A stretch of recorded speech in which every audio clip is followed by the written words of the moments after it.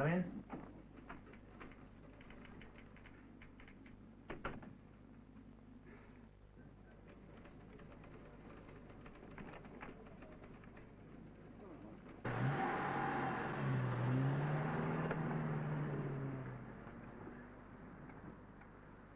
Oh, Reynolds?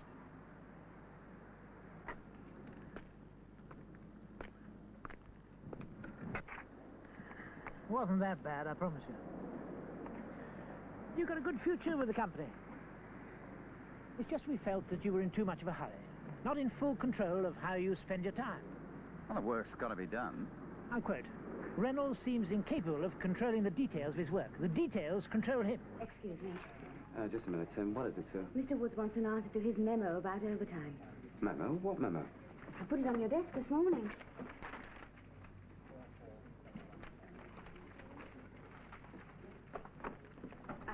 Here it is.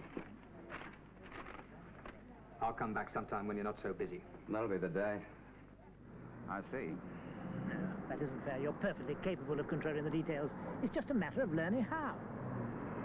Let's go and have a drink, talk it over. You take this stuff home with you every night? Most nights, yeah. Well, you shouldn't have to, you know. Oh, I shouldn't have to, but I do. Or I'd never get through the work. If you organised yourself, you could deal with all that at the office. That's the proper place for it. There aren't enough hours in the day. Sue, those notes on the new computer setup, you better get them typed right away. I promised Mr. Woods he'd have them this morning. What about this? You said top priority. So it is, but this is double top. Sorry. I hate to bother you, but, What is it, Charlie? Make it brisk. There would be enough hours if you knew how to use them. What do you mean? Well, for instance, how do you go about establishing your priorities? Have you got a sensible routine worked out? Have you trained your secretary to protect you from interruptions? Are you delegating as much as you should? Anything I can do? No, it's all right. I'll sort it out. Woods is 703, isn't he? Yes, shall I? I'll just set his mind at rest about those notes. I can't work to a timetable. Why not? When I see a problem, I've got to deal with it. I can't say to people only bring problems between 2 and 3 on Tuesdays. But if that means I take home a full briefcase, well, bad luck. Doesn't that sometimes mean that you're late with important work? Fouling things up all along the line? Missing dates and targets? Your subordinates not knowing whether they're coming or going? I have to work in my own way. what are you doing now? Coping with too many bloody problems at once. What the hell do you think I'm doing? Sue, get me production services, would you? No, we'd better attend to Wood's memo first. And remind me to tell Houston 11 o'clock on Wednesday's okay. There must be a better way of running an office. You are? I suppose controlling the details of your work sounds very boring and pedestrian. Well, yes, frankly. I feel my job is... well... Doing more important things. Sounds pompous, but, well, yes. It isn't pompous. You're paid to manage, and that means having ideas and taking decisions.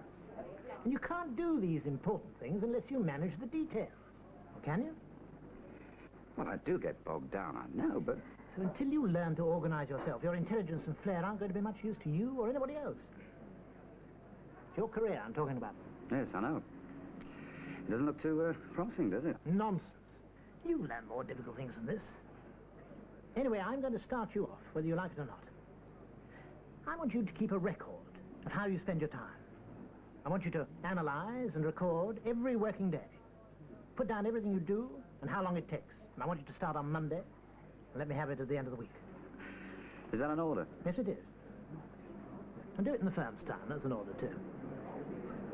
And so, that's about it. Clark sees I'm snowed under with work, so he gives me something else to do, a sort of work study on myself. That's all I needed. Well, I think it's a good idea. Now I'll be glad to help. And I think it's a waste of time. No. Well, that is, I can see what Mr. Clark is getting at. It might show where time is being wasted now and how to prevent it. Are you, suggesting I waste time? But damn it, I never stop. You know that, Sue. I do more work than anyone on this floor. Of course you do. It's just that, Just what? well, some of the work you do, you could leave to Charlie or me. But I do my job. You do yours. You do the typing and the filing and... And that's about all. I'm supposed to be your secretary, you know, not just a typist. I could make sure you had time to do the really important things if you'd let me. Yes, so could I. I mean, that report you took off me on Friday, I could have finished that. Oh, that reminds me. I wrote it up over the weekend. I better get it typed. It's all very well for people to say, don't let your paperwork get on top of you. Stuff just keeps piling in. Why don't you have a word with George Tomlinson? He's supposed to have developed a system. The basic idea is to get rid of the bloody stuff as soon as possible, right? And there's this kind for distribution. You just read it and pass it on at once. Now, under this heading comes the really important stuff. The ones you have to take action on. Yes, Mr. Thompson? Gladys, will you tell Mr. Parsons' secretary that the dates he suggests in his memo to me won't work? And can we arrange a meeting to talk about it? Now, hang on. I mean, it isn't always that easy. There's some bits of paper demand a sort of action that can't be dealt with right away. Like this, you mean? The debtor situation in the division is far from satisfactory. Please report on the situation in your department. There's 3 days' work there. Agreed. Now, I can't complete action on that right away, but I can take action. Gladys, Yes, Mr. Thompson? will you arrange for me to see Mr. Jordan in accounts sometime this afternoon on the debtor situation?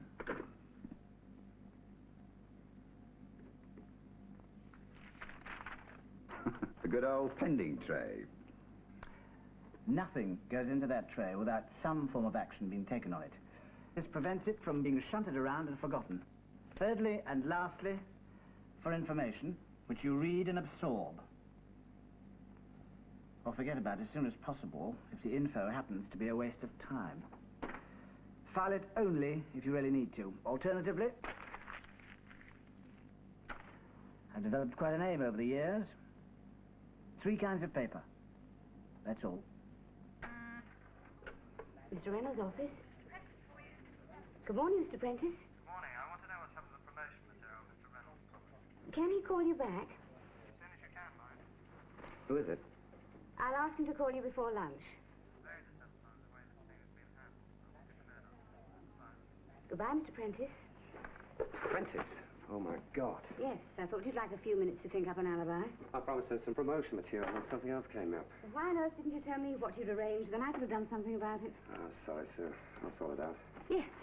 And meanwhile, Mr. Prentice thinks that I'm incompetent. And so do half the people in this building. Nonsense, Sue. It's not nonsense. If you weren't so inconsiderate, you'd see that all these muddles reflect on me. Inconsiderate. Inconsiderate. You just do what you want to do, and to hell with everyone else. I do my job. You do whatever happens to take your fancy. A phone call, somebody barging in without an appointment, a job Charlie or I should be doing, you drop everything and deal with it. That's what I mean by inconsiderate. I see. And where do you stand in all this, Charlie? You haven't said much. Well, Peter, to tell you the truth, quite a few things do seem to go off the rails, don't they? Perhaps there is a case for keeping a record of what you actually do.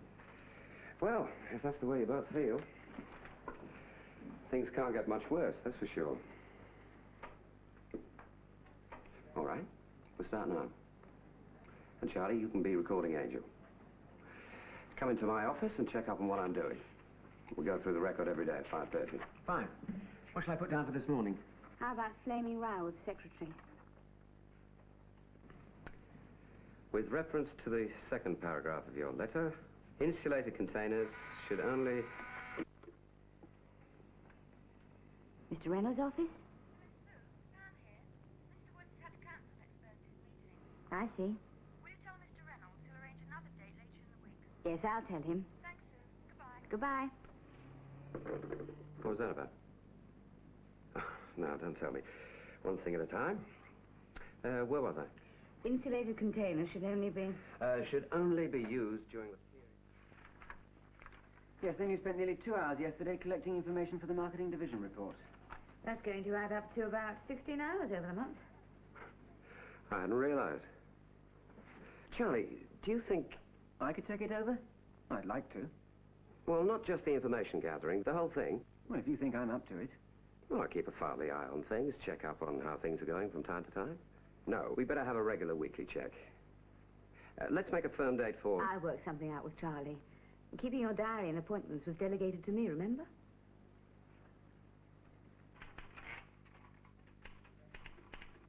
I'm sorry, Mr. Matthews. Eh? Mr. Reynolds is tied up at the moment. Is there anything I can do? Oh, Peter won't mind if I pop in for a moment or two. He did ask not to be disturbed. Are you sure I can't help? Well, you probably can, actually. I just want to have a look at last year's emergency plans for overseas delivery.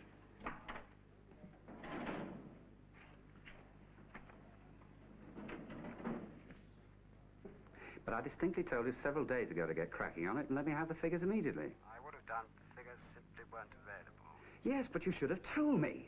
No, you wanted them today. You said as soon as possible. It wasn't possible any earlier. Well, we won't go into it now. Just get those figures up here and we'll see if we can get our chestnuts out of the fire. Right, I will. Right. Would you give me the transport office, please, Sue? Mr. Hardcastle. And then bring me the file on the Northeast launch. Mr. Hardcastle, please. Hardcastle here. Oh, Mr. Reynolds for you, Mr. Hardcastle.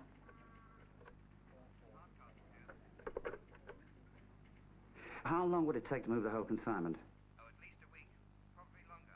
I just haven't got the drivers. Yes, I see. Well, I'm afraid that won't do. What about chartered transport? Chartered? Well, it's bound to be pricey. I'd have to get some quotes. Well, will you find out how much it would cost and let me know right away? Yes, thank you. Goodbye.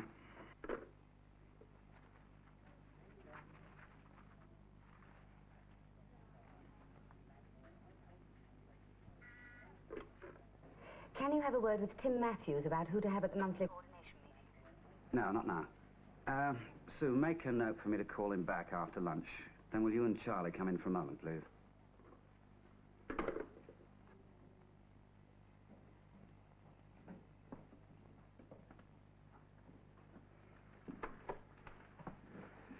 Well, we've got a major crisis on our hands. You know that new product we're launching next week in the Northeast? Yes? Well, it's not there. Most of it's right here in the warehouse. Well, how the hell did that happen? Never mind. Well, here's what we're going to do about it.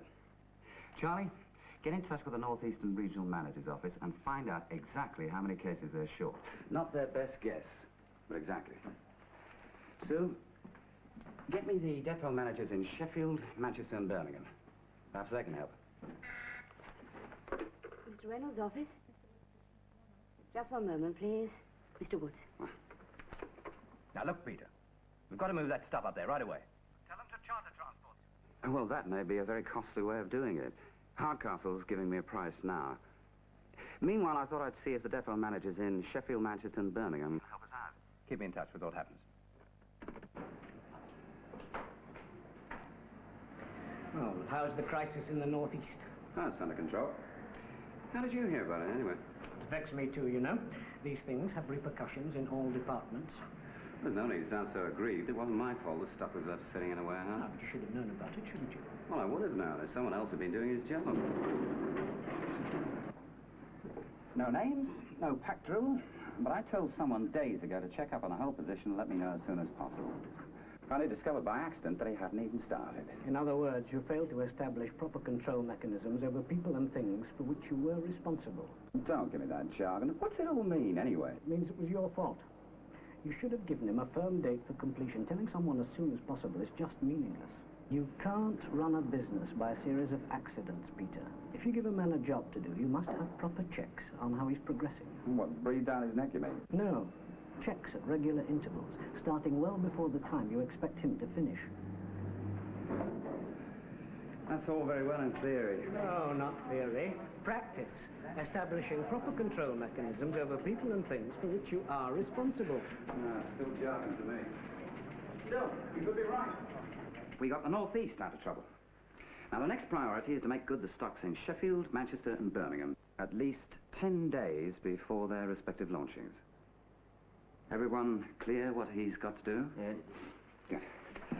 Sue will send each of you a note to confirm, plus your dates for reporting progress to me. All right, Sue? Right. Well, you'll be damn busy over the next couple of weeks. Thank you for coming. Well, we seem to be riding out the storm. Being better organized helped. You think so? I'm sure of it. We couldn't have coped a couple of weeks ago. There's one thing bothers me, though. What's that? It shouldn't have happened. There should never have been a crisis. I think that appraisal really shook young Peter Reynolds. This shook him a hell of a sight more. It's an account of how he spends his time. And now he's started to see how he's been wasting it. Leaving jobs unfinished. Darting from one thing to the next. Doing work that could very easily be done by somebody else. Yes. Yes, he is delegating more now. But the main thing is, he's giving himself time to think. Mind you, he's still inclined to charge head down at the first problem he sees. Old habits die hard, but he's working at it. And as long as he realizes it can be worked at, that's 3/4 of the battle. Understood?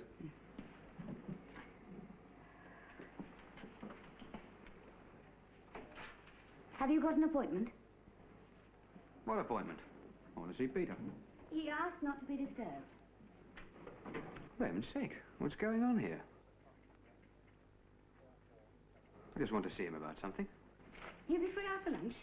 Oh, all right. Anyway, what's he doing that's so important?